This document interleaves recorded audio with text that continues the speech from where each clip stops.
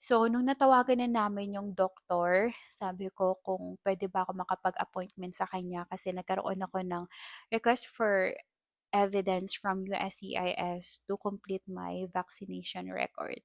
Alam niya na agad. Ito na yung binay ko na apple pie. Tignan natin. First time ko makakatikim ng apple pie. Wala. Mm. Mm. Mm. Nilagyan ko siya ng pumpkin ice cream. Yung pumpkin ice cream, guys, ginawa lang din namin to. As in, super creamy and vegan. Mm.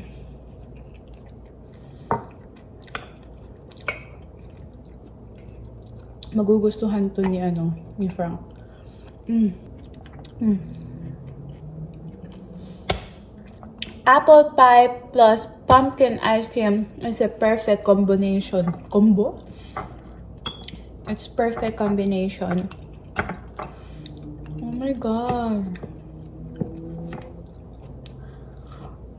Mm. Mm. Yeah.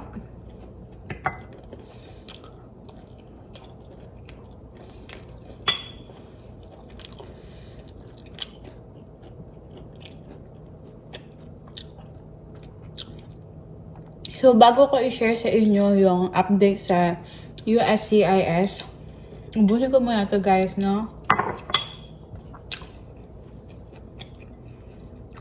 Sarap.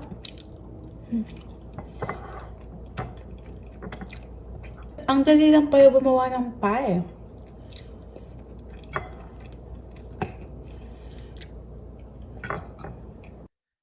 So, ayun yung mga sis, i-share ko na sa inyo yung update na na-receive ko from USCIS noong Friday. So, naka-receive ako ng dalawang email from them na nagsasabing, "We have taken an action on your case." Pero sa pangalawang email, meron siyang exclamation point and then sign in. So, nung nag-sign in ako, alam ko na talaga na magkakaroon ako um, magkakaroon ako ng RFE sa medical. So, nagkaroon kami ng RFE sa medical kasi incomplete yung binigay na vaccine sa akin ng St. Luke's. So, yung dapat na matatanggap kong vaccine from St. Luke's ay MMR, Tdap, varicella, and Hepa vaccine. Pero isa lang yung naibigay nila. Tdap lang yung naibigay nila. Yung MMR hindi nila ako binigyan for some reason kasi naturukan ako ng anti-rabies. So sabi nila kailangan daw palagpasin yun ng 3 months. Binigyan naman ako ng option ng doktor kung gusto ko daw, balikan ko na lang yung medical ko pagtapos na yung 3 months na naturukan ako ng anti-rabies, doon nila i-release yung yung medical ko. Pero ayoko naman na pabalik-balik kasi I live in Pampanga tapos magbabiyahe ako pa Manila, 'di ba? Hindi ko pa alam masyadong lugar doon. Tapos nagbigay ulit ng other option yung doctor. If you want na kung gusto mo mai-release namin yung medical mo today, pwede naman na kunin mo yung MMR sa ibang hospital. Pero kailangan may sign of physician at bibigyan ka ng medical certificate kasi ayun yung ipapasa mo kapag nag-submit ka ng adjustment of status. Which is nag-agree naman ako kasi ayoko nga ng hassle, ayoko ng pabalik-balik pa. Gusto ko nang matapos yun, ma-release nila at ibigay sa akin yung medical. Pero siyempre naasar lang ako kasi another gastos na naman yung nung nagpaturok ako nung nakakuha ako ng MMR yung binayaran ko 4,600 kasi 2 shots talaga 'pag sa US ka pupunta. 'Pag sa ibang lugar meron daw sabi nung, doktor na nagbigay sa'kin ng MMR merong lugar na isa lang yung shot pero 'pag sa US daw talaga kailangan 2 shots yung kukunin ko. So, 2,300 bawat shots. Kaya napagastos na naman ako ng 4,600. Yung feeling na kinumpleto mo yung bayad sa St. Luke's tapos, isang vaccine lang yung nakuha mo ano. Pero okey na yun kasi kung hindi ko sinabi na nakagat ako ng aso at naturukan ako ng anti-rabies tapos tinurukan ako ng MMR baka ano pa mangyari sa katawan ko, 'di ba? Yun lang talaga yung gastos. Tapos yung varicella hindi na nila ako binigyan kasi meron akong history ng chickenpox.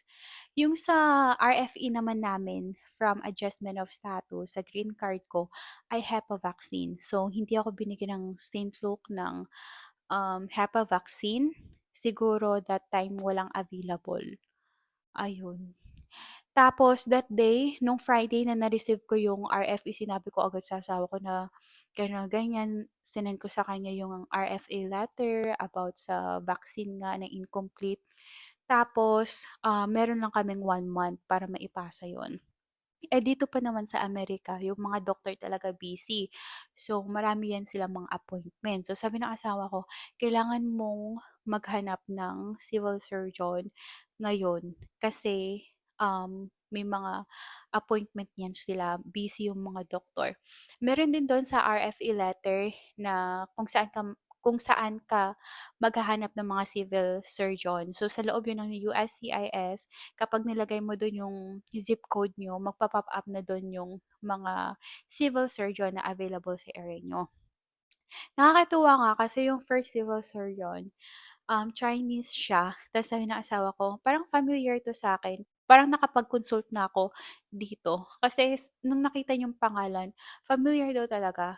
Tapos sabi ng asawa ko, ano, gusto mo bang tawagan or ano, sabi ko, "Ako kakausap?" Sabi niya, "Oo, para daw ma-explain ko." Kasi nga nakalagay dun sa RFE na incomplete yung vaccine ko which is yung HEPA vaccine nga na kailangan kong kunin. Tapos sabi ko sa kanya, "Sabihin mo sa doktor na we don't have to redo the medical, ang kailangan lang din naman kasi is yung HEPA vaccine." Sa mga nababasa ko kasi sa Facebook page, may mga civil surgeon na gusto nilang ulitin yung medical. So, nagbabayad sila ng $500 above. 'Di ba? So, sa medical naman kasi nakalagay lang do'n na HEPA vaccine lang talaga yung kailangan ko, hindi ko kailangan i-redo yung medical.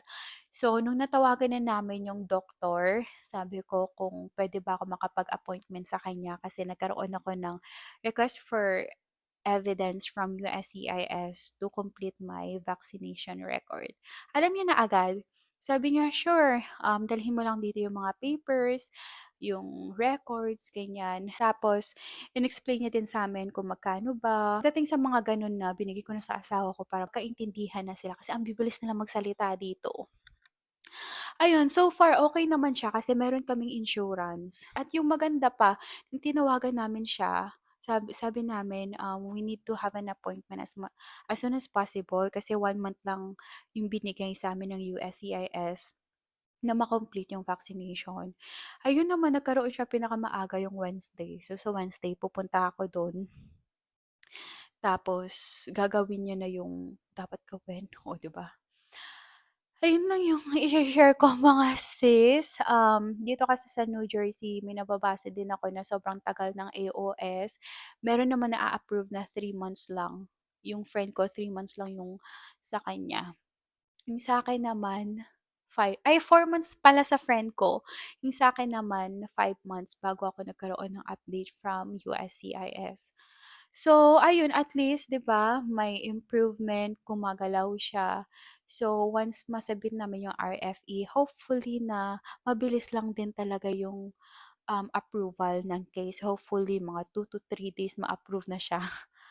Ayun, kasi ano, napo-bored na talaga ako at gustong-gusto ko na talaga mag-work. Mga sis, 8 months na ako dito sa US na, eto na nasa Disney era pa rin. Tsaka mga sis, gusto ko din i-share sa inyo, baka hindi niyo pa alam na 'di ba 'pag nag-send tayo ng AOS, mapupunta yung case natin sa NBC tapos field office.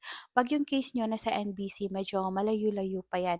'Pag napasa na ng National Benefits Center yung case niyo sa field office na malapit sa lugar niyo, ibig sabihin malapit-lapit ng i-review ng officer yung case niyo, ayun.